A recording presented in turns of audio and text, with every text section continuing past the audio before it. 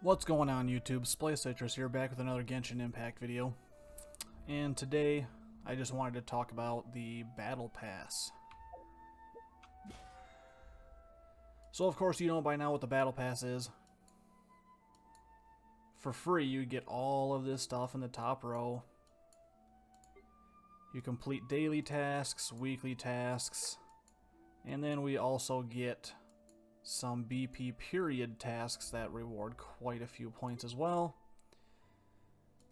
And you get some fancy weapons and stuff if you actually spend money on it. And that's exactly what I want to talk about. So, for just a measly $10, if you can swing the $10 for the Battle Pass, you get all of this stuff on the bottom row. Look at all those goodies. So let's break it down. You get a total of 126 of the hero's wit. That equates to 2.5 million character XP. The Mystic Enhancement Ore. You get 288 of those. That's 2.8 million weapon XP. Mora, always need that.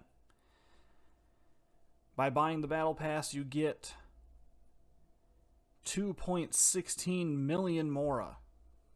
That's quite a chunk of change. You also get an extra 5 fragile resin. That's 300 extra resin. Intertwined Fate.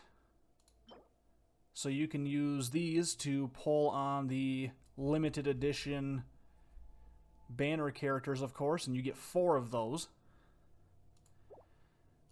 And then every 5 levels you also get a talent chest, which has 5 talent books of your choosing. There's up to 3 you can choose from. You pick either the Freedom, the Resistance, or the Ballad, depending on who you're building. Pick one, you get 5 of the blue quality. So overall, you get 35 blue talent books, and once you get up to level 45 and 50, you get gold talent books, and those are again 5 each. So you get 35 blue, 10 of the gold talent books, and then if you make it all the way to level 50, you get 680 primo gems to top it off. Now I think that is one heck of a deal for just $10. Furthermore, you also get a pretty nice 4-star weapon by hitting level 30. And those of course are showcased here. So depending on who you need a weapon for, they've got one of each class. You got your one-handed sword. Increases damage dealt by normal and charge attacks by 20%. Pretty nice bonus. And you also get a 60% HP regen once every 5 seconds whenever you land a critical hit. And then furthermore, you get crit rate built right into the sword. So as you level up this sword, as with all of the Battle Pass weapons, you get crit rate, which is a pretty big deal. You always want to try to have a critical hit as often as possible. Really scales up your DPS. Up next, we got the Claymore. Every 4 seconds your character is on the field, they will deal 6% more damage and take 3% more damage, and it stacks up to 5 times. However, it will not be reset if the character leaves the field, but will be reduced by 1 stack when the character takes damage. I have this particular weapon. I actually have it refinement rank 2. So what happens to this number? It went up to 7%, so it's 7% per stack for more damage dealt. And this number actually decreases, so he only takes 2% more damage. And right now I have this equipped on Razor, and I gotta say, I absolutely love this weapon. Got the Catalyst here. Normal attack hits increase your elemental skill and elemental burst damage by 20% for 6 seconds, which you're always just casting basic attacks, so that's pretty much going to be a constant buff for whenever you hit your E or your Q. Furthermore, whenever you do hit your E or your Q, you increase your normal attack damage by 20% as well. So on particular characters where you don't have a very long cooldown for your elemental skill, you can really get a nice constant 20% buff for your basic attacks as well. Up next, we got the bow. Upon hit, normal and aimed shot attacks have a 50% chance to generate a cyclone, which will continuously attract surrounding opponents, dealing 40% of attack as damage to these opponents every half a second for 4 seconds, and it can only occur once every 14 seconds. I have this bow as well, refinement rank 2, and yeah, it's pretty nice. I originally got it for Venti, and the cyclone effect is kind of nice for grouping up enemies together. However, it is a fairly small AoE. It's not going to pull them together like Venti's ult or anything like that. But it's just some icing on the cake. It's some extra DPS. I mean, if you got to use a bow anyways, it's a pretty decent bow for characters like Ganyu if you don't have the Amos bow. So up next, we've got the pole arm. If there are at least 2 opponents nearby, your attack and your defense are both increased by 16%. However, if there's only 1 opponent nearby, your attack is increased by 24%.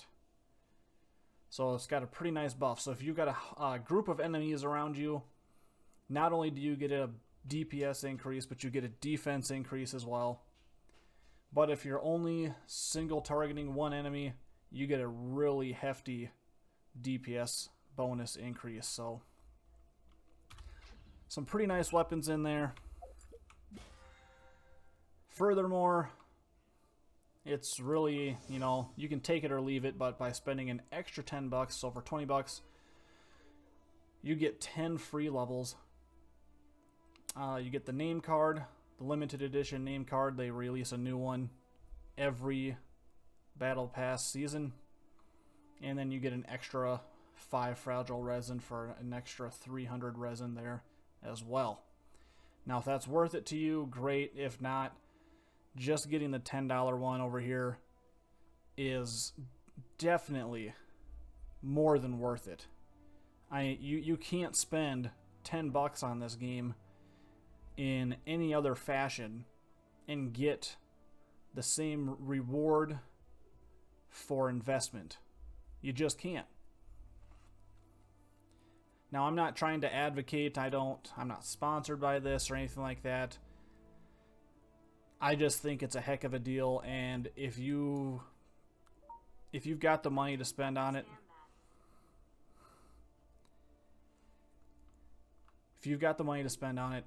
definitely go for it. You definitely will not be regretting it.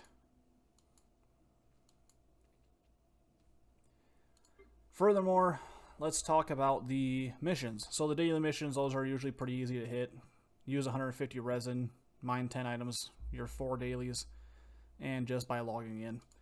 Weekly missions, make sure you're doing all of these as much as possible. You really want to hit this 10k weekly XP cap. If you're sleeping on too much XP, if you're not getting between at least a minimum of 8,000 to 9,000 XP a week, you might have a pretty good chance of not hitting rank 50 and getting all those rewards. And then, of course, the Battle Pass period ones also reward a very hefty sum of points.